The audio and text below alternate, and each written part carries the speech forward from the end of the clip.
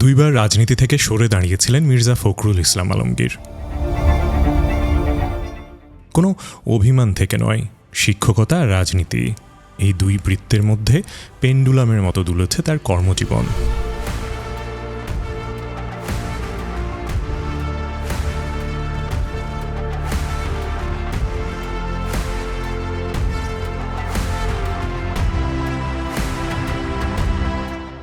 এবার নতুন আরেকটা অধ্যায়ে ঢুকে পড়লেন তিনি। অনন্য এক ব্যক্তিগত অর্জনের মধ্য দিয়ে তৃতীয়বারের মতন মাঠ পর্যায়ে রাজনীতি থেকে দূরে সরে যাচ্ছেন মির্জা ফখরুল ইসলাম আলমগীর। জনাব মির্জা ফখরুল ইসলাম আলমগীর সর্বোচ্চ সংখ্যক ভোটপ্রাপ্ত হওয়ায় রাষ্ট্রপতি পদে যথাযথভাবে নির্বাচিত হয়েছেন। প্রথমবার যখন রাজনীতি থেকে নিজেকে সরিয়ে নিয়েছিলেন, তখন মির্জা ফখরুল টকবগে তরুণ। ঠাকুরগাঁওয়ের এক রাজনৈতিক পরিবারে জন্ম তার। বাবা মির্জা রুহুল আমিন ছিলেন এক সময়ের প্রতিমন্ত্রী, আর তার চাচা মির্জা গোলাম হাফিজ হয়েছিলেন জাতীয় সংসদের স্পিকার। অথচ পারিবারিক এই রাজনৈতিক উত্তরাধিকার সাথে নিয়েও তরুণ ফখরুল বেছে নিয়েছিলেন শিক্ষকতা। 1972 সালে বিসিএসে উত্তীর্ণ হয়ে যোগ দিলেন শিক্ষা ক্যাডারে। অর্থনীতি পড়িয়েছেন ঢাকা কলেজ সহ কয়েকটি সরকারি কলেজে। সেই বৃত্ত প্রথম ভাঙল 75-এর পর। সরাসরি রাজনীতিতে না জড়ালেও জিয়াউর রহমানের আমলে উপপ্রধানমন্ত্রী এস এ বাড়ির ব্যক্তিগত সচিব হন তিনি।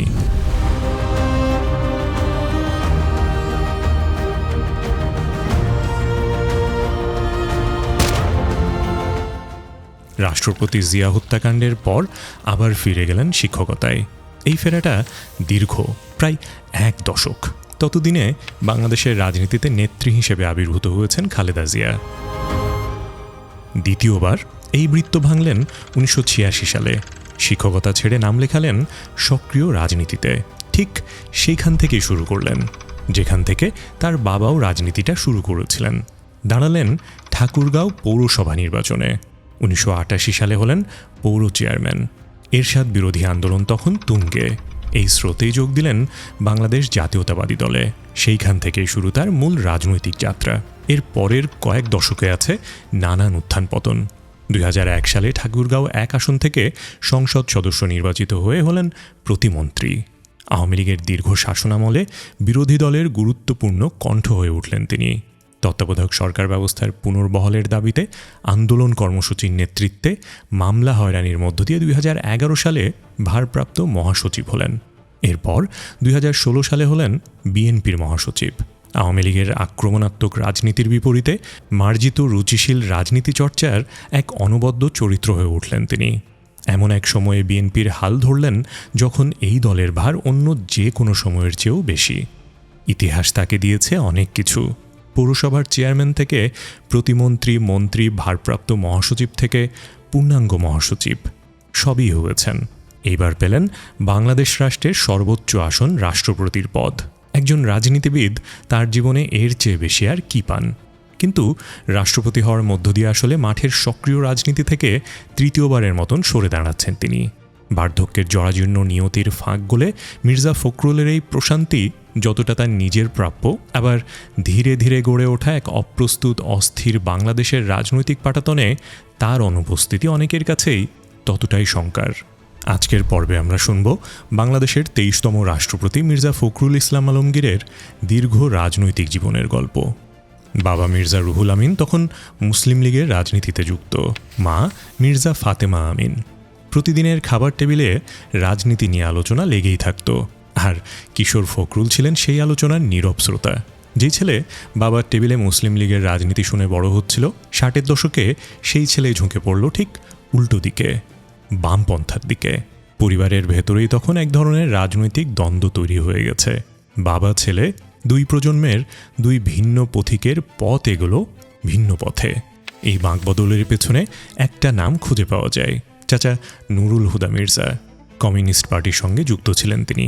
পাকিস্তান আমলে রাষ্ট্রের চোখ এড়াতে যখন আত্মগোপনে থাকতে হতো, তখন মাঝে মাঝে ভাতিজার বাড়িতে আশ্রয় নিতেন তিনি। কিশোর ফখরুলের কাছে চাচার এই জীবন ছিল বামপন্থার সঙ্গে প্রথম প্রত্যক্ষ পরিচয়। ঢাকা কলেজ থেকে উচ্চ মাধ্যমিক শেষ করে ঢাকা বিশ্ববিদ্যালয়ে অর্থনীতি পড়তে আসার পর সেই টান আরও দৃঢ় হলো। তৎকালীন পূর্ব পাকিস্তান ছাত্র ইউনিয়নের সঙ্গে যুক্ত হলেন ফখরুল। নির্বাচিত হলেন সংগঠনের SM হল শাখার সাধারণ সম্পাদক। 1969 সালের গণ অভ্যুত্থানের উত্তাল দিনগুলোতে একই সংগঠনের ঢাকা বিশ্ববিদ্যালয় শাখার সভাপতির দায়িত্ব পেলেন। মিছিল, স্লোগান আর রাজপথের রাজনীতিতে এটাই মির্জা ফখরুলের প্রথম পাঠ।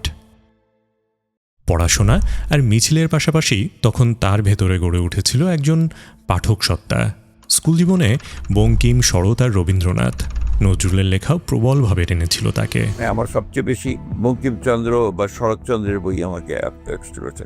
তারপরে আরেকটু পরে আপনার রবীন্দ্রনাথ প্রচন্ডভাবে আমাকে, এখনো রবীন্দ্রনাথ আমাকে আপনার আকর্ষণ করে। আমাদের নজরুল ইসলাম, তার কবিতা, তার ছোট ছোট গল্পগুলো, তার উপন্যাস একটা। বিদ্রোহের সেই ভাষা তখনকার রাজনৈতিক মনস্তত্ত্বকে তাকে প্রস্তুত করেছিল দীর্ঘ সংগ্রামের পথে। আরেকটু পরিণত বয়সে বিমল মিত্রের কড়ি দিয়ে কিনলাম উপন্যাসের ভেতর দিয়ে তিনি সমাজকে চিনেছেন। বিমল মিত্রের যে উপন্যাস কড়ি দিয়ে কিনলাম, জাতীয় উপন্যাসগুলো আমাকে একটা সমাজকে জানতে সাহায্য করেছে এই যে উপন্যাসের মধ্যে দিয়ে। ফয়েজ আহমেদের স্মৃতিকথা মধ্যরাতের অশ্বারোহী ছিল তার প্রিয় তালিকায়। বাম রাজনীতি, জেল জীবন আর মুক্তিযুদ্ধের পেছনের রাজনৈতিক বাস্তবতা নিয়ে লেখা এই বই তরুণ ফখরুলের রাজনৈতিক বোধকে দিয়েছিল আরেক মাত্রা। সঙ্গে ছিল বাংলাদেশের অন্যতম প্রধান মার্ক্সবাদী চিন্তক বদরুদ্দিন উমরের বইপত্র।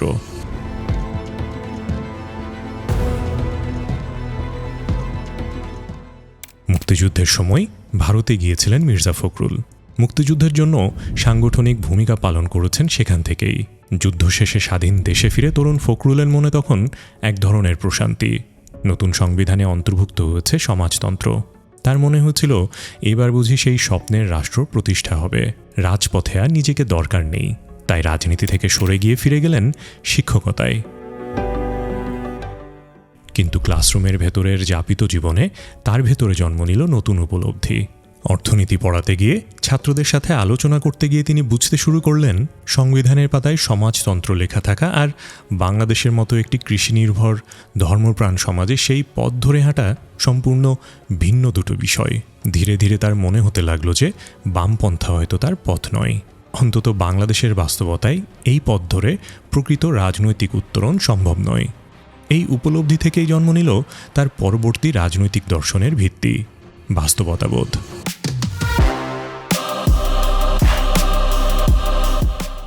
তিনি বুঝেছিলেন বাংলাদেশের মানুষ ধর্মপ্রিয়, ধর্মান্ধ নয়। আর এই সত্যকে অস্বীকার করে এখানে কোনো রাজনীতি বা অর্থনীতি টিকবে না। কোনো চরমপন্থা নয়, মধ্যপন্থায় একমাত্র বাস্তবসম্মত পথ। এই বিশ্বাস থেকেই একদিন তিনি যুক্ত হলেন বাংলাদেশ জাতীয়তাবাদী দলে। মধ্যপন্থার দর্শন নিয়ে মির্জা ফখরুল রাজনীতিতে থিতু হয়েছিলেন। তার গোটা রাজনৈতিক জীবনে সবচেয়ে কঠিন সময় ছিল আওয়ামী লীগের ১.৫ দশকের শাসনামল। এই সময়টা বোঝার জন্য একটু পেছন ফিরে তাকানো দরকার। কেন এই সময়টা এত কঠিন হয়ে উঠেছিল? শুধু ব্যক্তি মির্জা ফখরুলের জন্য নয়, বরং গোটা বিএনপির জন্যই। গুম করে দেয়, খুঁজে পাওয়া যায় না। নতুন নতুন আইন হচ্ছে, এই আইনে এখন কথাও বলা যায় না। ২০০৭ সালের 1/11 আর তার পরের বছরগুলোতে বিএনপির শীর্ষ নেতৃত্ব কার্যত ছত্রভঙ্গ। তখন খালেদা জিয়া মামলা মোকদ্দমা আর কারাবন্দিত্বে জর্জরিত। তারেক রহমান নির্বাসনে। এমন একটা কাঠামোগত শূন্যতার মধ্যে ২০০৯ সালে মির্জা ফখরুল জ্যেষ্ঠ যুগ্ম মহাসচিব হন। এটা এমন একটা পদ ছিল যে পদে এর আগে ছিলেন তারেক রহমান। এই একটা তথ্যে বোঝা যায় দলের ভেতরে তার অবস্থানটা কতটা গুরুত্বপূর্ণ ছিল। ২০১১ সালে মহাসচিব খন্দকার দেলাওয়ার হোসেনের মৃত্যুর পর তিনি ভারপ্রাপ্ত মহাসচিব হলেন। ২০১৬ সালে হলেন পূর্ণাঙ্গ মহাসচিব। ঠিক এই সময়টাতেই আওয়ামী লীগের কৌশল স্পষ্ট হয়ে উঠতে লাগলো। বিএনপিকে ভেঙে টুকরো টুকরো করা নেতৃত্বকে এমনভাবে দুর্বল করে দেওয়ার পরিকল্পনা নেওয়া হলো যাতে দলটা সাংগঠনিকভাবে দাঁড়াতেই না পারে। মামলা, গ্রেপ্তার, হয়রানি, যা যা করা দরকার তার সবই প্রয়োগ হতে লাগলো। ময়লার গাড়ি পোড়ানো থেকে শুরু করে হত্যা মামলা, শতাধিক মামলায় বারবার জেলে যেতে হয়েছে, কারাভোগ করতে হয়েছে। তবুও নিজের মতো করে রাজনীতিটা চালিয়ে গেছেন। কখনো ভেঙে পড়েননি, থেমে যাননি। যতগুলো মামলা আছে সেই মামলায় যদি 5 বছর 10 বছর করে জেল হয়, আমরা হিসাব করেছি যে আপনাদের 250-260 বছর জেল হবে। এই বাস্তবতাটা তার নেতৃত্বের ধরন বোঝার জন্য গুরুত্বপূর্ণ। দলের সাংগঠনিক ও কৌশলগত সিদ্ধান্তের কেন্দ্র তখন কার্যত লন্ডনে, তারেক রহমানের হাতে। মির্জা ফখরুল ছিলেন সেই নির্দেশনার মাঠ পর্যায়ের বাস্তবায়নকারী মুখ, এমন একজন নেতা যার কাজ ছিল দলকে অক্ষত রাখা, ভেঙে পড়তে না দেওয়া, ঐক্য বজায় রাখা। এখানেই তার অর্জনটা বোঝা যায়। এমন একটা সময়ই তখন ছিল যখন প্রতিদিনই দল ভেঙে যাওয়ার আশঙ্কা ছিল। মির্জা ফখরুল বাংলাদেশ জাতীয়তাবাদী দলকে সেই ভাঙনের হাত থেকে রক্ষা করেছেন। কিন্তু তাকে নিয়ে সমালোচনার জায়গাটাও ঠিক এখানেই। দল রক্ষার এই ভূমিকা পালন করতে গিয়ে তিনি হয়ে উঠেছিলেন মূলত একজন রক্ষণাত্মক নেতা, আক্রমণাত্মক নয়। আওয়ামী লীগের দুর্নীতি আর অপশাসনের বিরুদ্ধে জনপ্রতিরোধ গড়ে তোলার মতন যথেষ্ট সুযোগ এবং বাস্তবতা থাকা সত্ত্বেও দল ও দেশের মানুষের কাছে তার যেই ব্যক্তিগত গ্রহণযোগ্যতা ছিল সেটাকে পুরোপুরি কাজে লাগিয়ে বড় ধরনের গণ আন্দোলন গড়ে তুলতে পারেননি। আওয়ামী সরকার হয়তো সেই অর্থে তাকে সরাসরি হুমকি মনে করেনি। এই সময়গুলোতে অনেকেই চেয়েছিলেন তাকে আরও কঠোর অবস্থানে দেখতে, তবু প্রতিটি মুহূর্তে প্রতিবাদ করার চেষ্টা তিনি ছাড়েননি। জনসভার মঞ্চে দাঁড়িয়ে বারবার বলেছেন, গণপ্রতিরোধ আসছে, গণজাগরণ বা গণ অভ্যুত্থানের মধ্য দিয়ে আওয়ামী লীগের পতনের ভবিষ্যৎবাণী দিয়েছিলেন তিনি।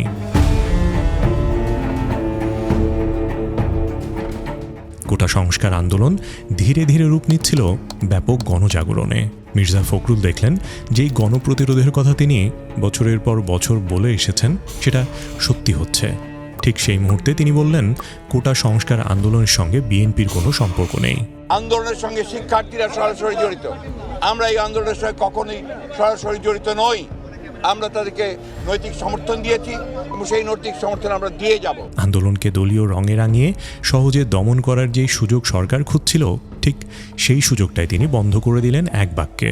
একজন কম অভিজ্ঞ বা উচ্চাভিলাষী নেতা হয়তো এই মুহূর্তে আন্দোলনের নেতৃত্ব নিজের দলের ছাতার নিচে টেনে আনার চেষ্টা করতেন। মির্জা ফখরুল করলেন ঠিক উল্টোটা, আর সেই সংযমই শেষ পর্যন্ত আন্দোলনকে দলীয়করণের ছক থেকে মুক্ত রাখল, যার সুফল পরে বিএনপি নিজেও পেয়েছে। তারপর এলো গণরায়, রক্তে ভেজা নতুন এক বাংলাদেশ আবার সজীব হয়ে উঠল। রাজনীতির মঞ্চে নতুন নতুন হাজির হওয়া অসংখ্য নেতাদের ভিড়ে হঠাৎ চোখ পড়ল বার্ধক্য কখন যেন নিঃশব্দে ছুঁয়ে গেছে মির্জা ফখরুলকে। দীর্ঘ লড়াইয়ের ক্লান্তি যেন এতদিনে ফুটে উঠেছে তার মুখে। তিনি বছরের পর বছর দলকে ভাঙনের হাত থেকে বাঁচিয়েছেন।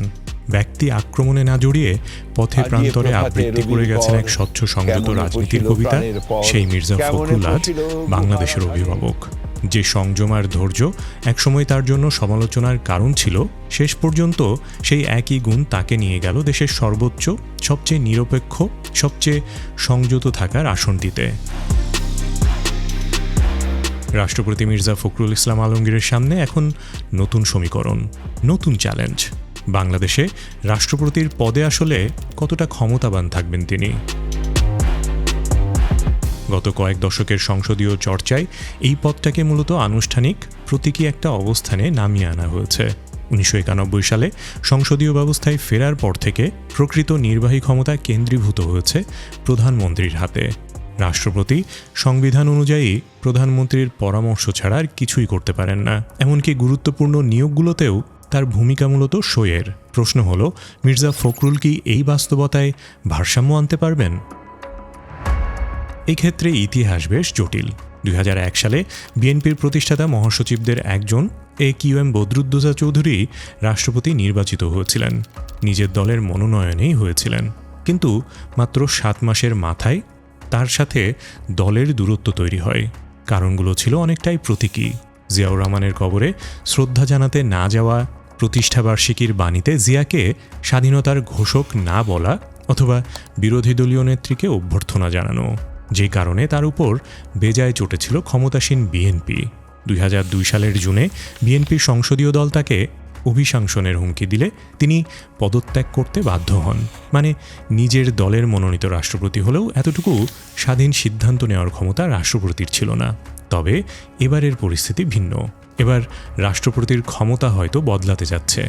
জুলাই গণ অভ্যুত্থানের পর তৈরি হওয়া জুলাই জাতীয় সনদে রাষ্ট্রকাঠামোর বড় ধরনের সংস্কারের প্রস্তাব আছে।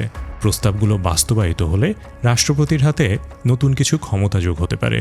6টি গুরুত্বপূর্ণ প্রতিষ্ঠান যেমন জাতীয় মানবাধিকার কমিশন, তথ্য কমিশন, প্রেস কাউন্সিল, আইন কমিশন, বাংলাদেশ ব্যাংক এবং জ্বালানি নিয়ন্ত্রক কমিশনে নিয়োগের ক্ষেত্রে রাষ্ট্রপতিকে স্বাধীন ক্ষমতা দেওয়ার প্রস্তাব আছে সনদে।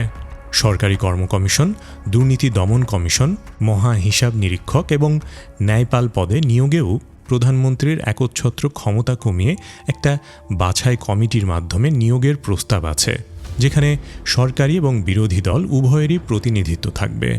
প্রধানমন্ত্রী পদে থাকার মেয়াদ সর্বোচ্চ 10 বছরে বেঁধে দেওয়ার প্রস্তাবও আছে এই সনদে। তবে এই সনদ বাস্তবায়নে কিছু জটিলতাও তৈরি হচ্ছে। জুলাই সনদের এই প্রস্তাবগুলোর অনেকগুলোতেই বিএনপির নিজস্ব মত আছে।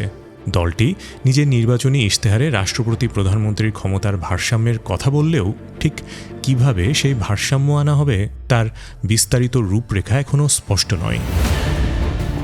বাংলাদেশ ব্যাংক গভর্নর এবং জ্বালানি কমিশনে রাষ্ট্রপতির স্বাধীন নিয়োগ ক্ষমতা নিয়েও বিএনপির দ্বিমত আছে। সংবিধান সংসদ কমিটির আলোচনায় এমন ইঙ্গিতও এসেছে যে সনদ ও বিএনপির ইশতেহারের মধ্যে যেখানে অমিল থাকবে সেখানে বিএনপির অবস্থানই প্রাধান্য পাবে। অর্থাৎ রাষ্ট্রপতির চেয়ারে বসতে যাওয়া মির্জা ফখরুল ঠিক কতটা ক্ষমতা হাতে পাবেন সেই সিদ্ধান্তটাও শেষ পর্যন্ত নেবে তার নিজের দল। যে দলের নেতৃত্বে বসে আছেন প্রধানমন্ত্রী তারেক রহমান, যে কারণে চ্যালেঞ্জটা শুধু মির্জা ফখরুল ইসলামের একার নয়, বিএনপিরও। দল যদি সত্যিই একজন ক্ষমতাবান দল নিরপেক্ষ রাষ্ট্রপতি চায়, তাহলে সংবিধান সংশোধনের সেই ইচ্ছার প্রতিফলন থাকতে হবে। আর ভবিষ্যতে প্রধানমন্ত্রীর সিদ্ধান্তে ভিন্নমত পোষণ করার সুযোগ পেলে রাষ্ট্রপতিকে সেটা করতে দিতে হবে। বদরুদ্দোজা চৌধুরীর মতন প্রতীকী কারণে তাকে সরিয়ে দেওয়ার মতন ঘটনা ঘটলে তা জনগণের কাছে নেতিবাচক হয়ে উঠবে। মির্জা ফখরুল ইসলাম আলমগীরকে একজন প্রকৃত ভারসাম্যকারী রাষ্ট্রপতি হতে হলে এমন কিছু মুহূর্তে দাঁড়াতে হতে পারে যেখানে তার নিজের দল বা প্রধানমন্ত্রীর সিদ্ধান্তের বিপক্ষেও কথা বলতে হবে। মির্জা ফখরুল ইসলাম আলমগীরের রাজনৈতিক জীবন জুড়ে একটা ধারাবাহিকতা স্পষ্ট। তিনি সবসময় দলটাকে আগলে রেখেছেন, দলের সিদ্ধান্ত মেনে চলেছেন। এখন তিনি কোনো দলের নয়, বরং গোটা বাংলাদেশের অভিভাবক। কোনো মুহূর্তে যদি দরকার হয়, দেশের স্বার্থে রাষ্ট্রপতি মির্জা ফখরুল ইসলাম আলমগীর কি নিজের দলকেও না বলতে পারবেন?